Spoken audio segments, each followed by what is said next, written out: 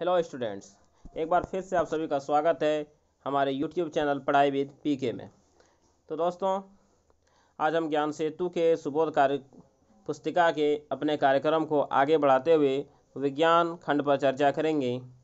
इस खंड पे मैं पहले भी कई वीडियो बना चुका हूँ, तो अगर आपने उन वीडियोज़ को नहीं देखा है तो इस वीडियो को पूरा देखने के बाद आप उन वीडियो को भी ज़रूर देख लें। तो चलिए शुरू करते हैं। लेकिन वीडियो शुरू करने से पहले एक बात कि यदि अभी तक आपने मेरे चैनल को सब्सक्राइब नहीं किया है तो वीडियो के नीचे लाल कलर में लिखा गया सब्सक्राइब बटन दबा के चैनल को भी सब्सक्राइब करें और बेल आइकॉन को भी ज़रूर दबाएं। और हाँ, वीडियो को पूरा देखें, स्किप ना करें, क्योंकि यदि आप वीडियो स्किप करते हैं तो यह वीडियो आपके लिए उतना अधिक उपयोगी नहीं होगा जितना कि होना चाहिए। मतलब कि आप बहुत सी जानकारी यहाँ से छोड़ देंगे। तो चलिए शुरू करते हैं। तो जो हमारा पहला सवाल दिया गया है वह है कि उचित विकल्प के सामने आपको सही का निशान लगाना है।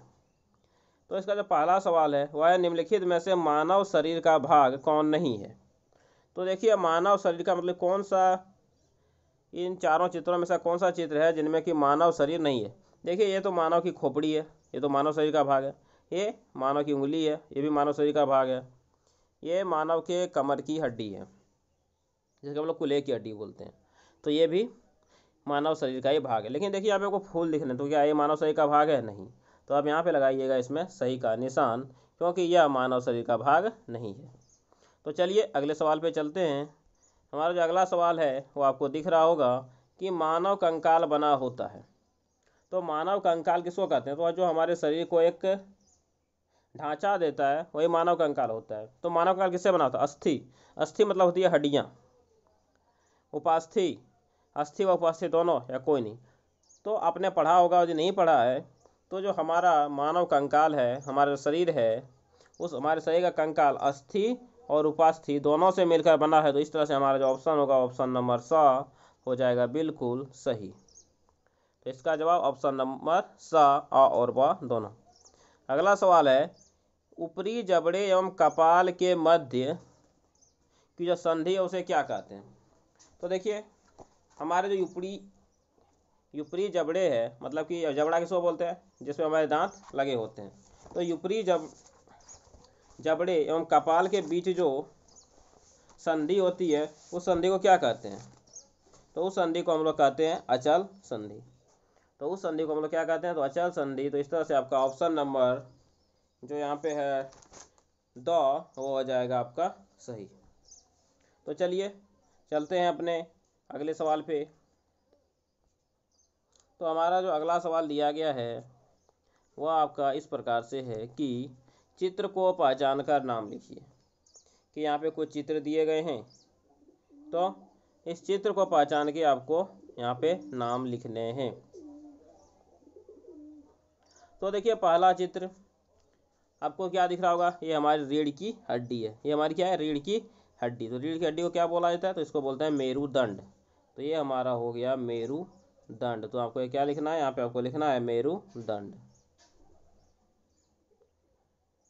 ये आप इसे जानते हैं, ये हमारे कमर और जो पैर होते हैं उसके बीच की हड्डी है। मतलब कि इसे हम लोग बोलते हैं कुल्हे की हड्डी। नहीं तो डायरेक्ट आप बोलते हैं कमर की हड्डी। कमर की हड्डी बोलिए या फिर अस्थि। तो ये आपका हो गया कमर की अस्थि। और आप इसे तो जानते हैं, ये क्या, ये हमारी पसलियाँ हैं। तो इस पूरी संरचना को बोलते हैं पसली पिंजर। तो ये आपका हो गया पसली पिंजर। तो यह आपकी हो गई पसली पिंजर। तो चलिए, यहाँ तो हमारा सवाल कंप्लीट हो चुका है।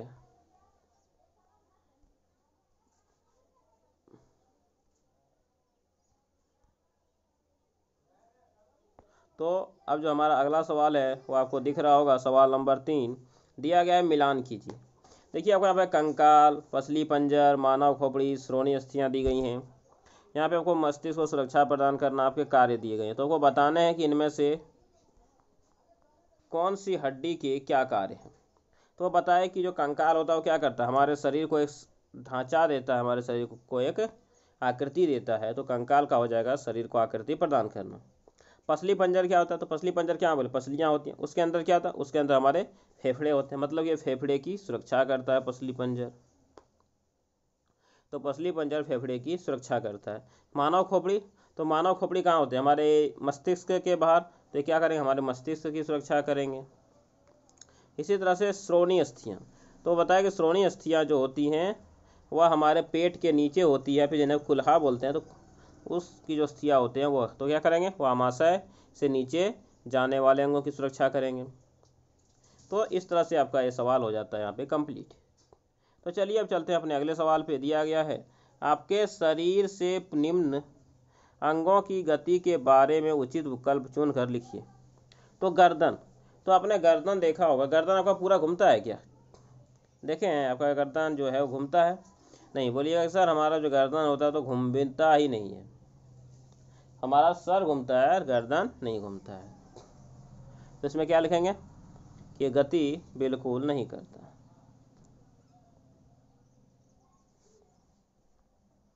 दूसरा है सिर, तो सिर आप क्या कर सकते हैं?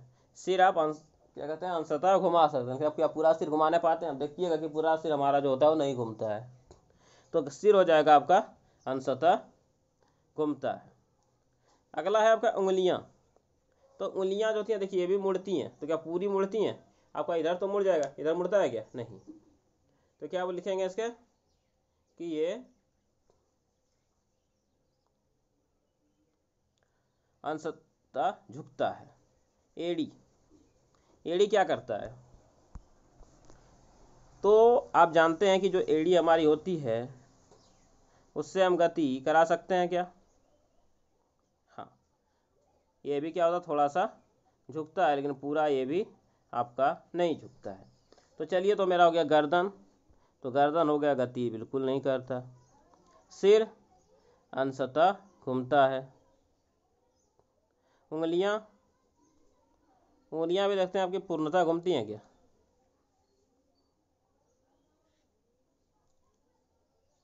तो उंगलियां भी आपकी पूर्णतः नहीं घूमती हैं। एड़ी, एड़ी आपका झुकता है।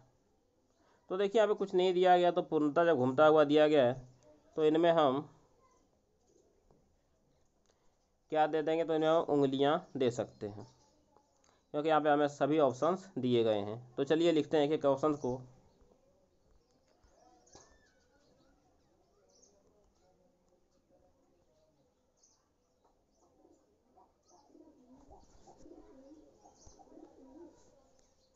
तो गर्दन हो जाएगा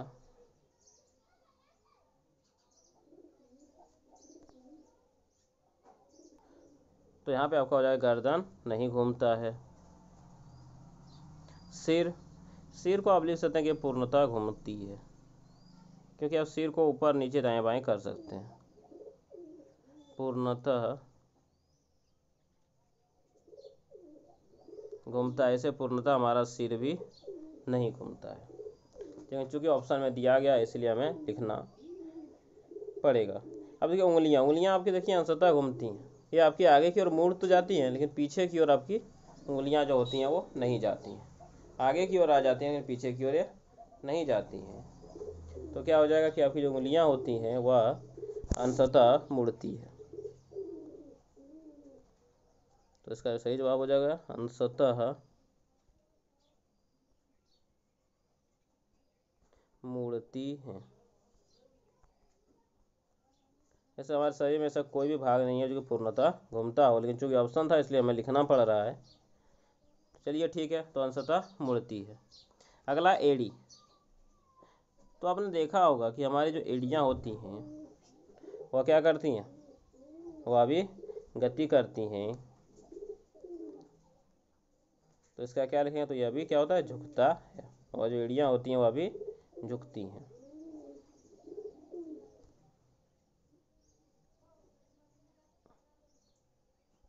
झुकती हैं। तो इस तरह से यहाँ पे आपका पेज नंबर जो 17 था वह समाप्त होता है। लेकिन पेज नंबर 18 शुरू करने से पहले एक बार फिर से आप सभी से रिक्वेस्ट है कि यदि अभी तक भी आपने मेरे चैनल को सब्सक्राइब नहीं किया है तो आपको वीडियो के नीचे सब्सक्राइब लिखा हुआ दिख रहा होगा लाल कलर से, इस तरह का आपको इसे दबाना है। ये सब्सक्राइब बटन को आपको उंगलियों से दबाना है और उसके बगल में आपको एक घंटी दिख रही होगी, आप उसे भी दबा दें। जब घंटी दबाइएगा तो उसके ऊपर में आपको ALL ऑल दिखेगा, तो घंटी दबाने के बाद आप उस ऑल को ज़रूर दबाएं। और वीडियो यदि आपको अच्छा लग रहा हो तो लाइक बटन दिया गया है, तो आप वीडियो को लाइक भी ज़रूर करें।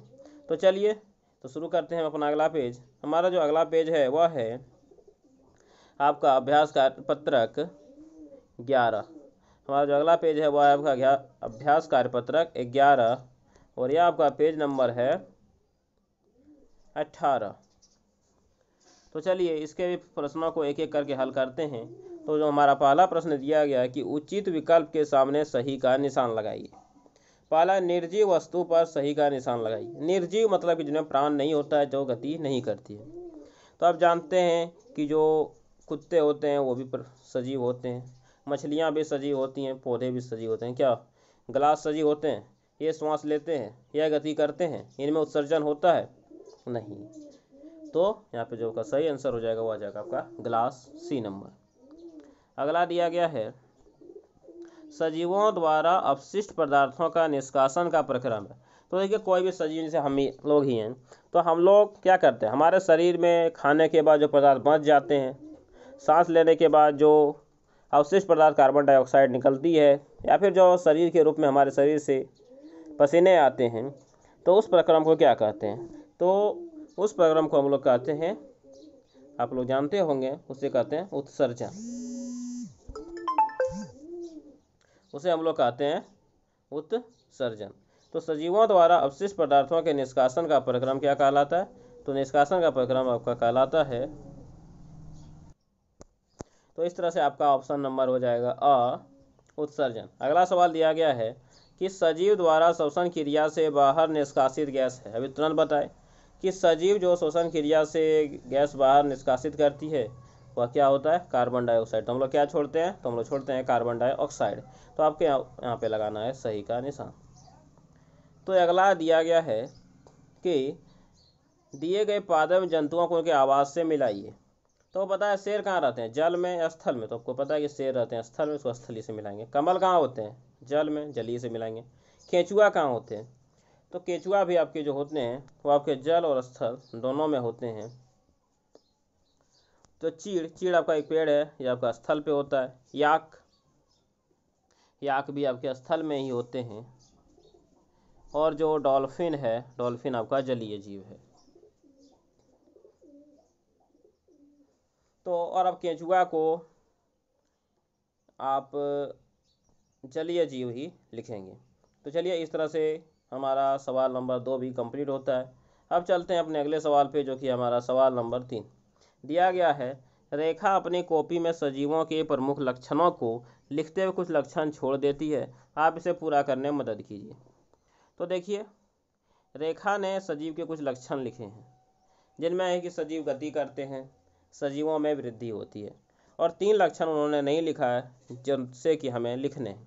तो क्या बोले कि सजीवों में श्वसन होता है, सजीव उत्सर्जन करते हैं तथा यह भोजन भी ग्रहण करते हैं।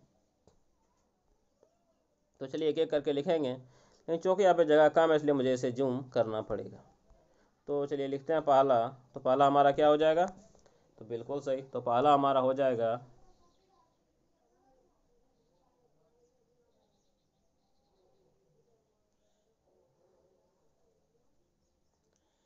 सजीवों में श्वसन होता है। ये श्वसन है, आप इन्हें अच्छे से लिखिएगा। सजीवों में श्वसन होता है या होती है।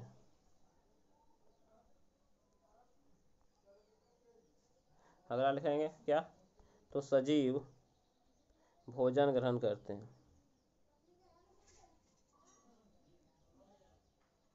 या फिर आपसे सुनिए इन्हें सजीवों में पोषण होता है। भोजन ग्रहण करना, उनका पचाना और उनका उपयोग करना क्या कहलाता है? पोषण। तो सजीवों में पोषण क्रिया होती है।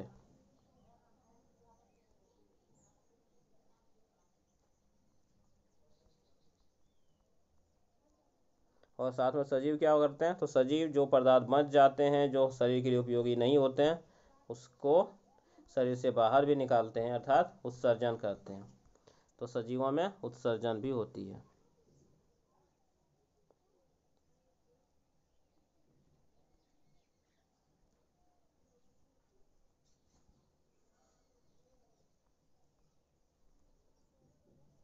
आप लोगों को इन्हें अच्छे हैंड राइटिंग्स में लिखने हैं। तो सजीवों में उत्सर्जन होती है।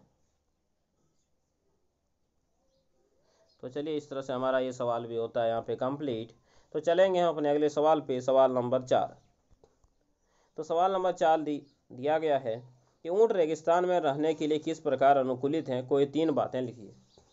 देखिए दोस्तों, आपको पता होगा कि ऊँट को रेगिस्तान का जहाज कहा जाता है। रेगिस्तान में कोई भी माल लाने ले जाने सवारी के लिए ऊँट को ही उपयोग में लाया जाता है। इसका क्या कारण है, आखिर क्यों ऊँट रेगिस्तान में इतने लंबे समय तक रह सकते हैं जबकि कोई अन्य जानवर जैसे घोड़ा, बैल, गाय रेगिस्तान में इतने लंबे समय के लिए नहीं रह सकते। तो देखिए, इनमें हमें 3 बातें पूछी गई है। तो जो पहला बात होगा वो आप क्या लिखिएगा, तो सबसे पहला जो आपका होगा कि वह रेत में चलने के लिए अनुकूलित है, मतलब कि वह रेत में क्या कर सकती है, चल सकती है। दूसरा, वह बहुत समय तक पानी पिए भी रह सकती है। क्या कर सकती है, बहुत समय तक पानी पिए भी रह सकती है। और आपने ऊँट के पीठ पर एक कुब्बड़ दिखा होगा इस प्रकार का, वो कुब्बड़ जो होता है वो वसा का बना होता है। वह कुब्बड़ वसा का बना होता है जिसके कारण उन्हें लंबे समय तक ऊर्जा भी प्राप्त होती है। तो यह 3 कारण हम यहाँ पे लिखेंगे। तो चलिए एक एक कारण को लिखते हैं। उससे पहले मैं अपने स्क्रीन को साफ कर लेता हूँ। तो चलिए लिखेंगे। तो जो हमारा जो पहला कारण है वह क्या है कि ऊँट लंबे समय तक बिना पानी पिए रह सकता है, लंबे समय तक पानी के बिना रह सकता है। ऊँट लंबे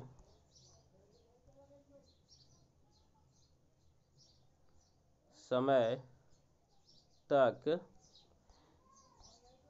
बिना पानी के रह सकता है।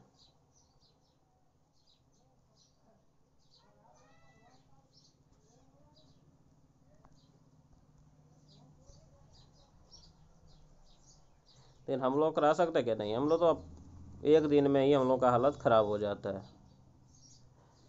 तो ऊँट क्या कर सकते हैं, बिना पानी के लंबे समय तक रह सकते हैं। दूसरा क्या लिखेंगे, तो दूसरा लिखेंगे कि ऊँट का जो कुब्बड़ होता है वह वसा का बना होता है।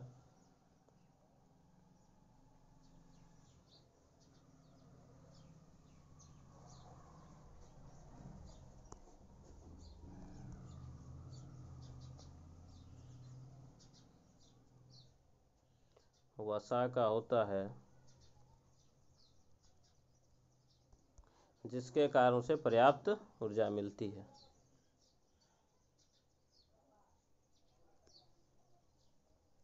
जिससे उसे पर्याप्त ऊर्जा मिलती है।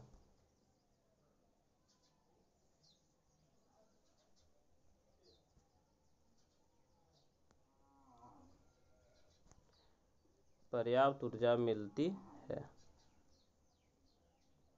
आप लोग मेरे साथ ही लिखिएगा, बाद में लिखिएगा तो आप लोगों को हो सकता है कि लिखने में थोड़ा सा दिक्कत हो। तो जिससे उसे क्या होती है, पर्याप्त ऊर्जा मिलती है। तो अब दोनों पॉइंट को लिख लें। और तीसरा क्या बोले कि वह रेत में चलने के लिए उनके पैर अनुकूल होते हैं। तो पैर जो होते हैं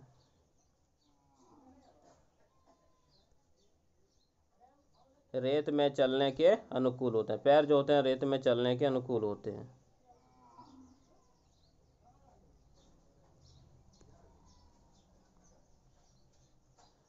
तो जो पैर होते हैं वो रेत में चलने के अनुकूल होते हैं। तो चलिए आप देखें रहे होंगे कि इस तरह से जो आपका पेज नंबर है 18 वह यहाँ पे समाप्त होता है। लेकिन फिर से वीडियो समाप्त करने से पहले एक बार आप लोगों से आग्रह है कि यदि आपने चैनल को सब्सक्राइब नहीं किया है तो please please and please channel को सब्सक्राइब ज़रूर करें, लाइक बटन को ज़रूर दबाएं ताकि हम जो भी वीडियो बनाएं वो सबसे पहले आप तक पहुंच सके। तो ये आप इस पेज को एक बार फिर से देख लीजिए। तो ये आपका रहा का नंबर का आंसर, ये आपका रहा खा नंबर का, ये आपका रहा ग नंबर का, ये आपका है 2 नंबर का आंसर, ये आपका 3 नंबर का आंसर है और ये आपका रहा 4 नंबर का आंसर। और ये था आपका पिछला पेज। तो चलिए फिर मिलेंगे अगले वीडियो में, तब तक के लिए धन्यवाद। वंदे मातरम, जय हिंद, खुश रहिए और पढ़ाई करते रहिए।